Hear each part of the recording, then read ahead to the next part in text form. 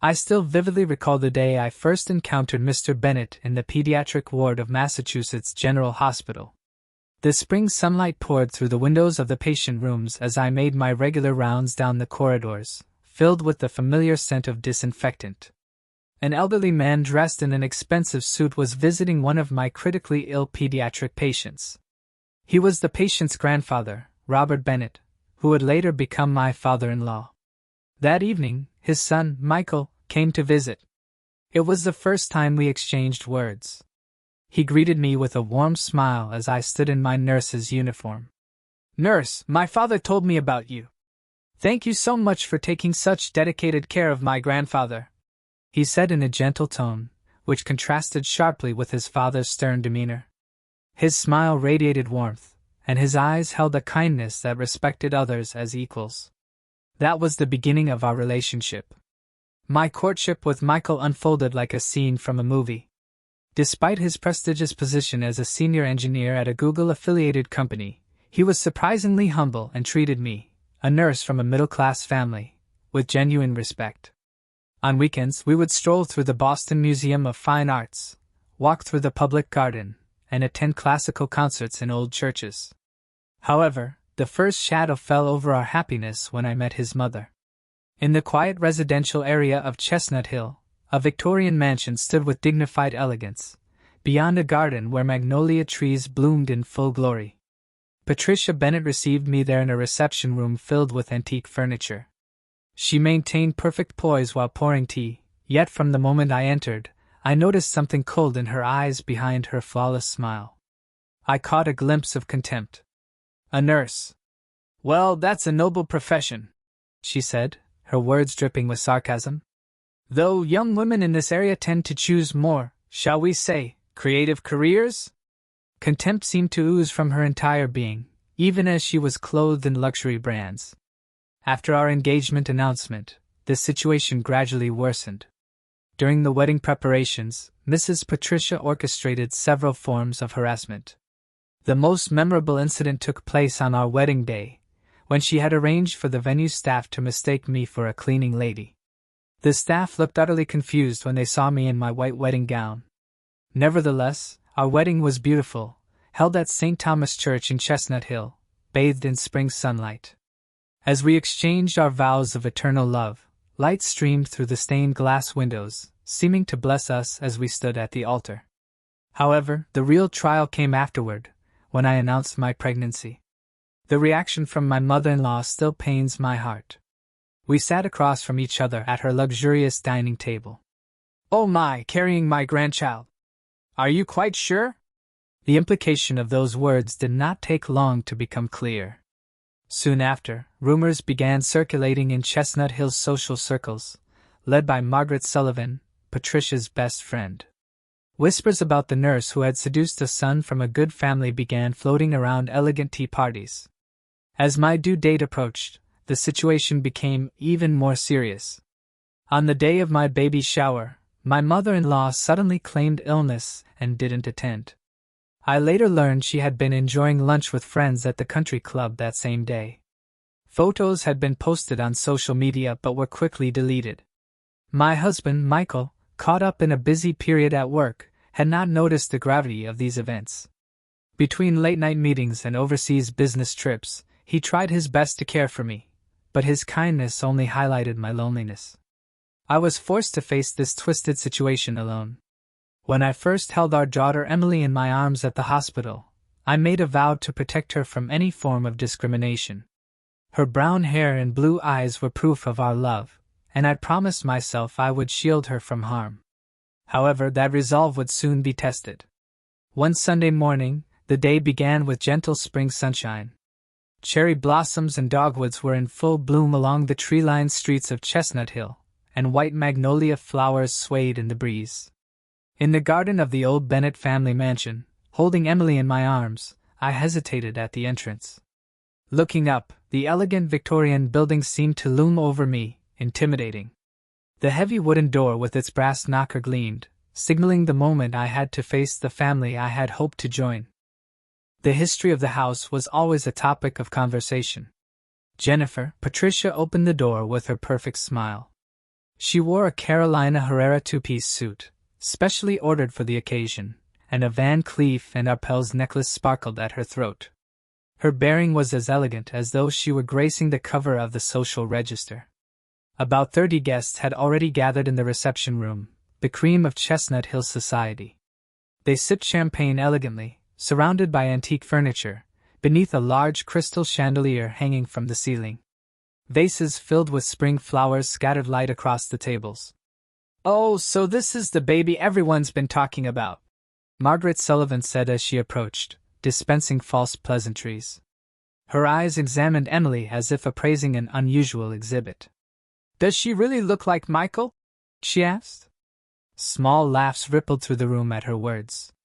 I instinctively pulled Emily closer to my chest, protecting her from the deliberate malice. The party continued with superficial elegance. Exquisite hors d'oeuvres were served one after another, accompanied by fine wines and impeccable service from the perfectly trained staff. Yet beneath this refined atmosphere, something cold always lingered. Then, the gift-giving ceremony began. There was a baby blanket, a Tiffany silver spoon, and a Ralph Lauren baby clothing collection. Each gift seemed to proclaim the social status of its giver. Finally, Patricia stood up. "This is my special gift," she said, presenting a small box tied with a blue ribbon. The room seemed to freeze in anticipation. "Go ahead, open it," she urged. My hands trembled as I opened the box. Inside was a pink cat collar with a Tiffany charm. Clearly expensive, but its meaning was cruelly obvious. "Oh, isn't it perfect?" Patricia's voice rang through the reception room. "After all, this child is the offspring of a stray cat my son picked up, isn't she?" Malicious laughter filled the room. Before my eyes, Patricia brought the collar close to Emily's neck, her gestures almost like someone petting a real kitten. "Please stop," I begged, my voice trembling, but Patricia pretended not to hear and moved the collar even closer to Emily's neck. The baby began crying, distressed by the sudden contact. "They're perfect," Patricia said. More laughter echoed through the room. Tears rolled down my cheeks. In that moment, I thought about taking out my smartphone and recording this scene. With trembling hands, I pressed the record button as discreetly as possible. "Oh, Jennifer, why are you crying? Can't you take a joke?" Patricia's voice dripped with false concern, but her eyes gleamed triumphantly. "I'm sorry," I said. "Emily seems unwell." I stood up hastily and left the room. I could still hear the laughter behind me as I made my way to the hallway. Once there, I immediately called Michael. It went straight to voicemail. Right, he had mentioned an important meeting that day. On my way to the entrance, I passed Robert Bennett on the landing. He seemed about to say something when he saw my tear-streaked face, but I couldn't stop. Once back home, I immediately went to my computer and backed up the video from my phone.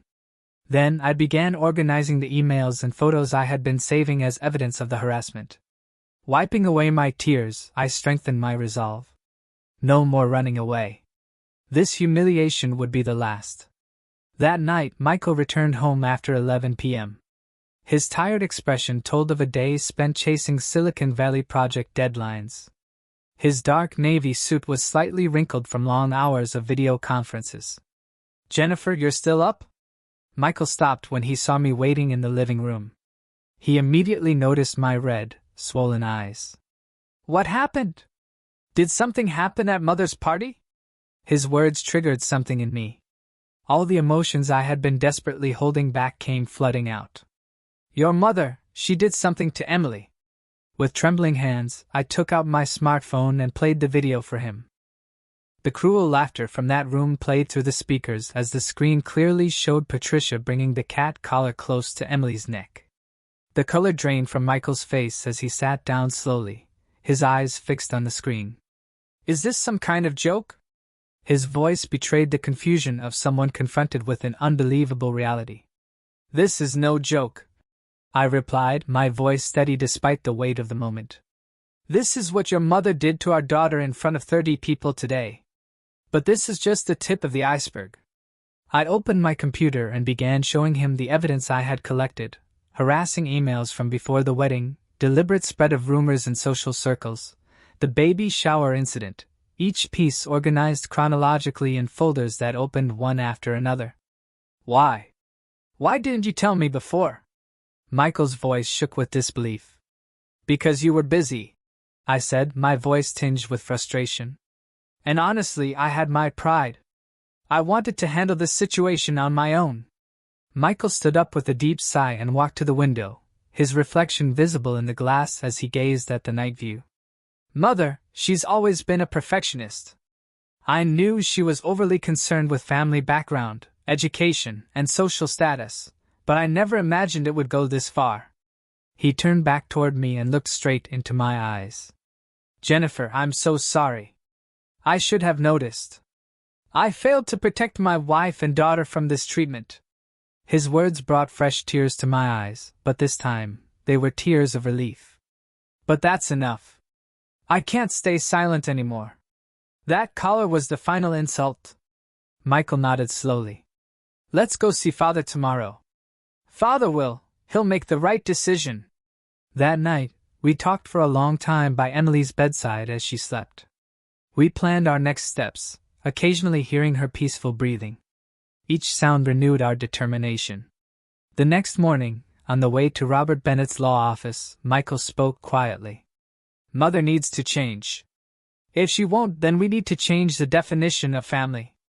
The morning sun reflected brightly off the skyscrapers in Boston's financial district.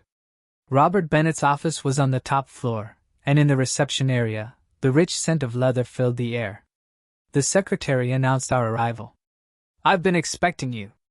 Robert Bennett received us in his spacious office, surrounded by large windows. He was dressed in a navy Brooks Brothers suit, and his expression suggested that he had already sensed something.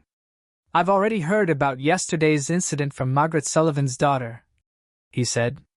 She was deeply ashamed of her mother's behavior. He had already begun taking action before we even showed our evidence. As expected from a senior partner at a major law firm, his efficiency gave me some comfort. However, I didn't expect him to react like this. This is much more than I anticipated, Robert said, his expression growing increasingly stern as he watched the video. This is clear psychological abuse against a 2-month-old infant, no less. He sighed deeply and took a photograph from his desk drawer. It was a photo of a younger Patricia. She always had a tendency to demand perfection, he said softly. But that was also a reflection of her own insecurities. I've heard her mother was similar. I leaned forward at his words. You mean this has been a generational issue? Yes, Robert said. The values peculiar to high society have been passed down in a distorted form through generations. But that's no excuse. We must break this cycle now. Robert stood and walked to the window, looking down at the Boston cityscape. He spoke his decision firmly. From today, we begin concrete action. First, we'll inform the church authorities. Then, we'll report to the charity organizations she's involved with. He paused for a moment, and then his voice dropped lower. Simultaneously, we'll begin divorce preparations. This is my decision. She needs time to deeply reflect on her actions. The air in the room froze at those words. I couldn't hide my confusion. I hadn't expected things to escalate this far. Jennifer, don't worry, Robert said, his voice calm and reassuring. This is between Patricia and me. It's also my responsibility for pretending not to notice for so long. His voice carried a firm resolve, but then he added, however, there's something we need to do first. Call an emergency family meeting. Patricia needs to understand the gravity of her actions. He continued as he returned to his desk and called his secretary on the intercom. Prepare the conference room immediately. I'll contact Patricia directly. After hanging up, he turned back to us. This will be a difficult time, but remember this decision is also for Emily's future. I don't want her to inherit these distorted values. A heavy atmosphere hung over the top floor of the skyscraper housing Robert Bennett's law office. The main family members had already gathered in the conference room. The first thing that caught my eye was Patricia's clearly distressed state, something unusual for someone known for her graceful composure. She couldn't hide her confusion at her husband's emergency summons, and even her usually perfect makeup seemed slightly disheveled. "What is this meeting for, so early in the morning?" Her voice held a hint of anxiety beneath its usual arrogance. "You'll know soon enough." Robert's voice was cold as he spoke. He sat at the end of the large conference table, reviewing documents. Family members began arriving one after another: Patricia's sister Elizabeth, her brother James, and Robert's brother Richard. All of them seemed unable to hide their agitation. Michael and I were directed to sit next to Robert. Through the conference room windows, the Boston cityscape spread out before us, with church spires visible through the morning haze. Somewhere, church bells struck 9. "Let's begin," Robert said, standing up. He took a tablet and projected an image onto the wall screen. "Patricia, could you explain this?" The screen displayed footage from that Sunday's party. The audio began playing through the room: Patricia's cruel words, the surrounding laughter, and the babies crying. "This can't be." The color drained from Patricia's face. "Wait, this was just a joke. Everyone was laughing, weren't they? A joke?" Robert's voice resonated deeply as he addressed her. "You call psychological abuse of a 2-month-old infant a joke?" He manipulated the tablet further. The screen then displayed evidence of past harassment: emails, social media posts, secretly taken photos, all organized chronologically. "Were these all jokes too?"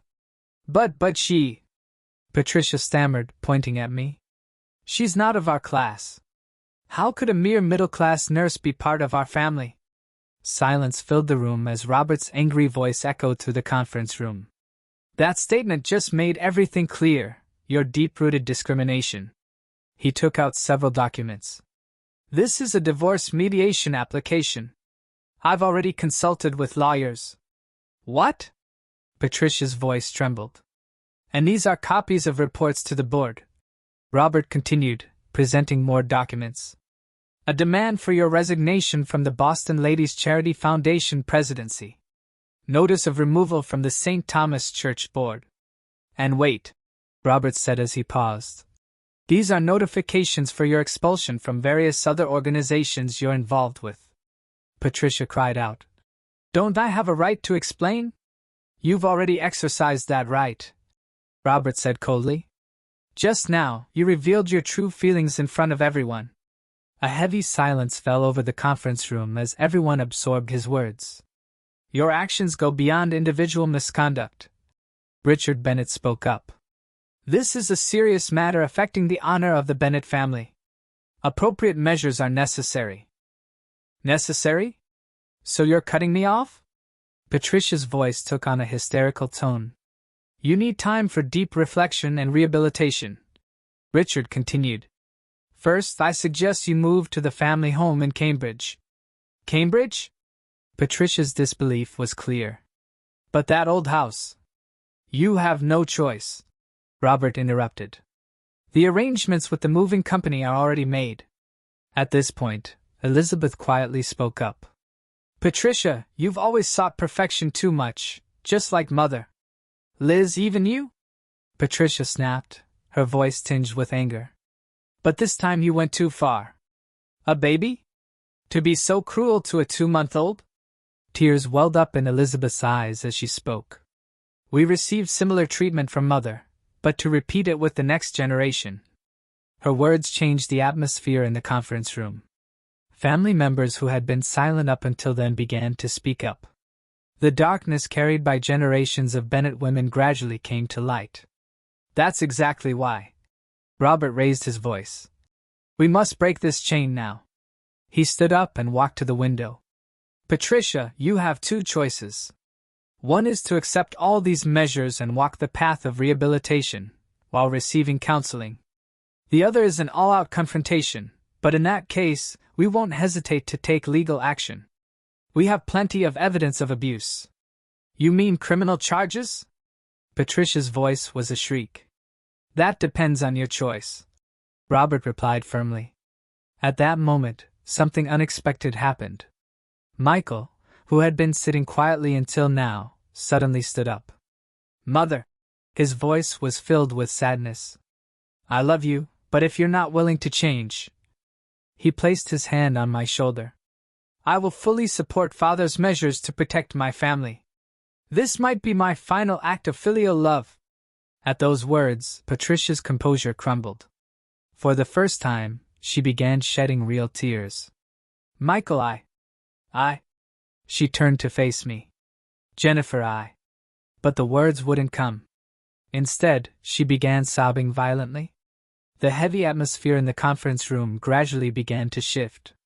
Outside the window, a ray of light began breaking through the clouds. Robert slowly began gathering the documents. Let's confirm the decisions. Patricia will move to the family home in Cambridge. She will immediately resign from all social positions. She will receive counseling twice a week for 6 months. She will be prohibited from meeting Emily. Any contact after that will depend on the counselor's judgment. Are there any objections? Robert asked. Everyone in the room quietly nodded, each carrying their own thoughts. After the meeting, I found myself alone with Robert in the hallway. Are such severe measures really necessary? I asked. Jennifer, he smiled gently. Sometimes we must hurt those we love to save them.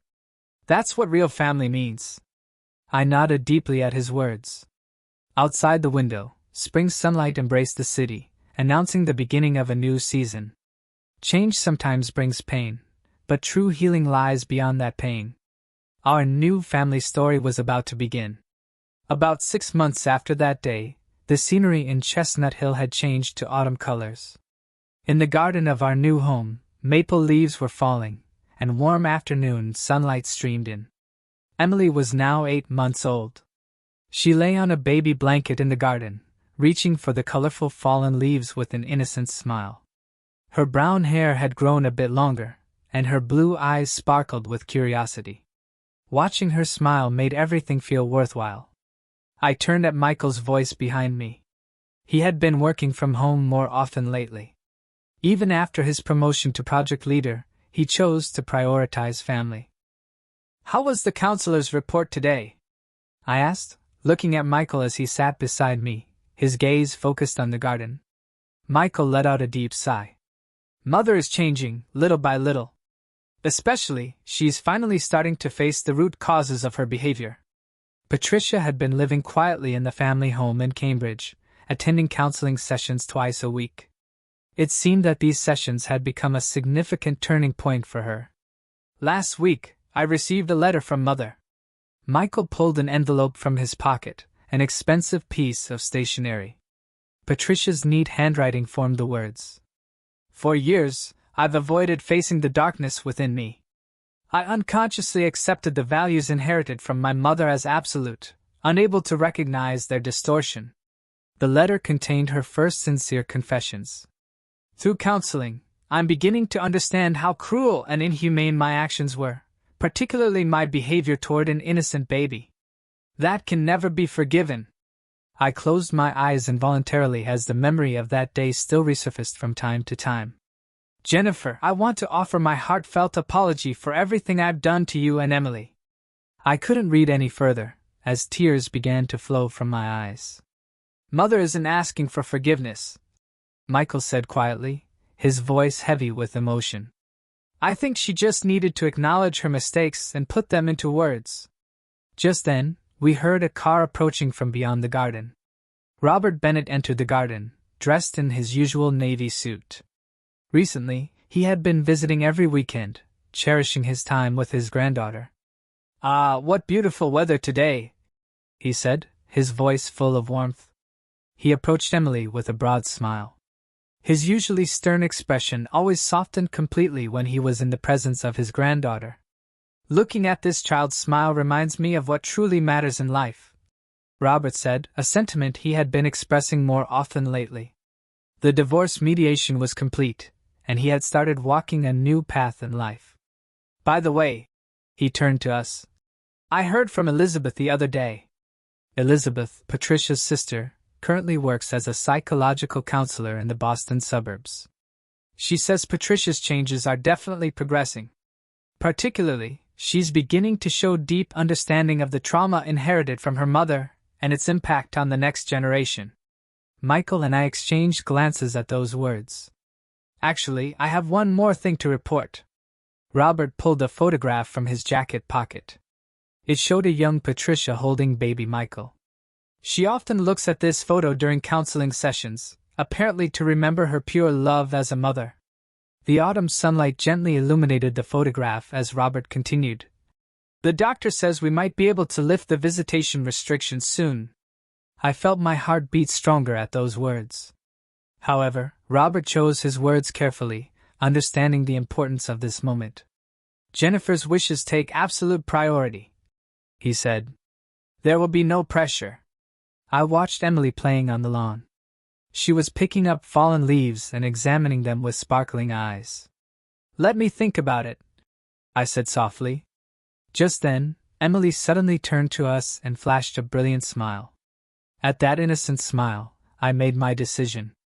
But I think someday, Emily will need her grandmother. Michael gently embraced my shoulders. There's no need to rush, he said, his voice comforting. Little by little, at your own pace, that's the best medicine. A pleasant breeze swept through the garden, and the even light of the afternoon cast a golden glow on the red maple leaves as they danced down, as if in blessing.